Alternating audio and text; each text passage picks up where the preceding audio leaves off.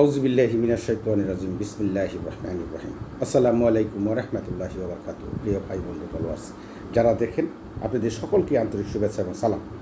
আমি এখন যে ঘটনাটা আনছি সেটা হলো আমাদের ইসলামিক বিভিন্ন ঘটনা নিয়েই আমি আসি। এখন একটা ঘটনা হলো যে হজরত ইবনে হজরত ওমর বিন আব্দুল আজিজ রহমতুল্লাহ আলাইহি, হজরত ওমর বিন আব্দুল আজিজ রহমতুল্লাহ আলাইহি, উনি ওমর রাদিয়াল্লাহু আনহুর ছেলে, মানে আমাদের যে ওমর বিন খাত্তাব, আমাদের যে ইসলামের দ্বিতীয় খলিফা, ওনার ছেলে। তো উনি এক সময় এই মক্কা শাসন করতেন, উনি খলিফা ছিলেন, প্রায় 2.5 বছরের মতো উনি খলিফা হিসেবে দায়িত্ব পালন করেন। তো আমাদের ইসলামের ইতিহাসে আমি একটু পিছিয়ে যাচ্ছি, সেটা হলো যে আমাদের শত্রু কিন্তু আমরাই, আমাদের শত্রু আমরাই। আপনি দেখবেন যে মানুষ যখন কারো ক্ষতি করে, মানুষ যখন কারো ক্ষতির জন্য এগিয়ে যায়, সেটা কিন্তু অন্যের দ্বারা ক্ষতি হয় না, নিজের লোক দিয়েই নিজের ক্ষতি হয়।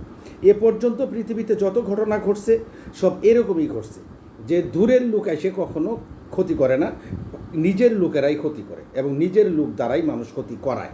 তো অতএব আমাদের এই জিনিসটা সবসময় খেয়াল রাখতে হবে। আর আমাদের সকলের শত্রু আছে, কারোরই শত্রু নাই, এই কথা ঠিক না। কেউ যদি মনে করে যে আমি ফ্রেশ, আমি তো কোনো অন্যায় করি না, কারো ক্ষতি করি না, কিছু করি না, আমার কেন শত্রু থাকবে? না না, শত্রু সবারই আছে। কি বলতে পারবেন না শত্রু আছে? আপনি ভালো কাজ করতেছেন, আপনি ভালো কাজ করতেছেন, কিন্তু আপনার ভালো কাজের মধ্যেও সন্দেহ পোষণ করে মানুষ। এই যে সন্দেহ জিনিসটার কারণে দেখা যাচ্ছে যে আপনি বিভিন্ন শত্রু দ্বারা আক্রান্ত হবেন। অনেকেই মানুষ সম্পর্কে কোনো কিছু না বুঝে, ধারণায় এবং অন্যের কথা শুনে মানুষের ক্ষতি করে থাকে। এই ঘটনাগুলো ইসলামের ইতিহাসে বহুত ঘটনা ঘটছে এবং আমাদের বাস্তব জীবনে অনেক ঘটনা ঘটছে। এই ওমর বিন আব্দুল আজিজ রহমতুল্লাহ আলাইহি, উনি যখন শাসন করতেন, তো ওনার সম্পর্কে একটা কমপ্লেন আসছিল।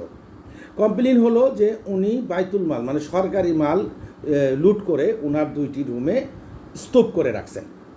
তো এই কমপ্লেনটা দিছে কে? তারই ভাতিজা ওমর বিন ওয়ালিদ, তারই ভাতিজা, তখনকার খলিফা ছিলেন হজরত ইয়াজিদ বিন আব্দুল মালিক।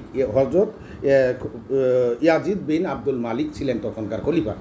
তার কাছে কমপ্লেন করলো তারই ভাতিজা, ওমর বিন ওয়ালিদ। সে গিয়ে কী কাজ করলো? কমপ্লেন করলো যে ওমর বিন আব্দুল আজিজ রহমতুল্লাহ আলাইহির ঘরে 2টা রুমে প্রচুর সম্পদ, উনি এই এই সরকারি মাল উনি মজুত করে রাখছে। তো এই কথা শুনে খলিফা ইয়াজিদ বিন আব্দুল মালিক কী করলেন? সেই ঘর পরীক্ষা করার জন্য, মানে সেই ঘরের দেখার জন্য, চেক করার জন্য নিয়ে গেলেন। সে যাওয়ার পরে সেই ঘর খুললেন। খোলার পরে ঘরের ভিতরে যায় দেখে যে সেখানে 4টে পানির পাত্র, একটা খেজুরের জায়নামাজ, আর তেমন কিছু নাই। আর ঘরের সাথে একটা শ্রীকল ঝুলানো, শ্রীকলের মধ্যে একটা আংটা, মানে গলার মধ্যে যাতে লাগানো যায় এরকম একটা আংটা লাগানো, আর কিছু ওইখানে নাই। একটা সিন্দুক খুললেন, সিন্দুক খুলে দেখে সিন্দুকের মধ্যে একটা ঝুড়ির মধ্যে একটা পায়জামা, একটা জামা, আর কিছু নেই।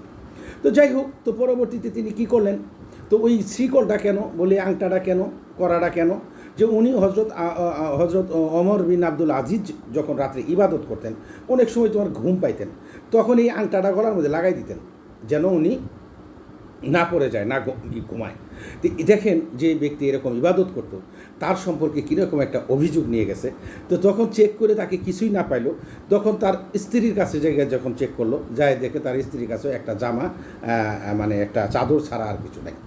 তো এই জিনিসটা যখন খলিফা ইয়াজিদ বিন আব্দুল মালিক দেখলেন, তখন তিনি কেঁদে ফেললেন। এবং তখন এই যে অভিযোগকারী ওমর বিন ওয়ালিদ তখন নিজেতে যে অনুতপ্ত হইলেন যে হাই। তো এই জন্য আমাদের কথা হয়েছে কি, আমরা লোক মুখে যা শুনে সেটার একটা রিয়াকশানে যাই, আমরা কার বিরুদ্ধে কি কাজ করতেছি সেটা আমরা একবার অনুধাবনও করি না। আমাদের উচিত, যদি কোনো ব্যক্তি আমাদের কাছে কোনো খবর নিয়ে আসে, সেটা সম্পর্কে যাচাই বাছাই করা, তার সম্পর্কে আমাদের জানা, তারপরে সেটার রিয়াকশান করা। আমরা হুট করে রেগে যাই, একটা রিয়াকশান সৃষ্টি করে দিই।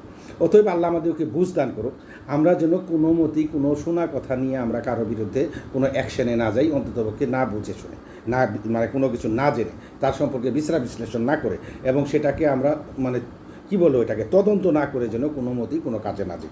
আল্লাহ আমাদেরকে তৌফিক দান করুক। আসসালামু আলাইকুম ওয়া রাহমাতুল্লাহি ওয়া বারাকাতুহু।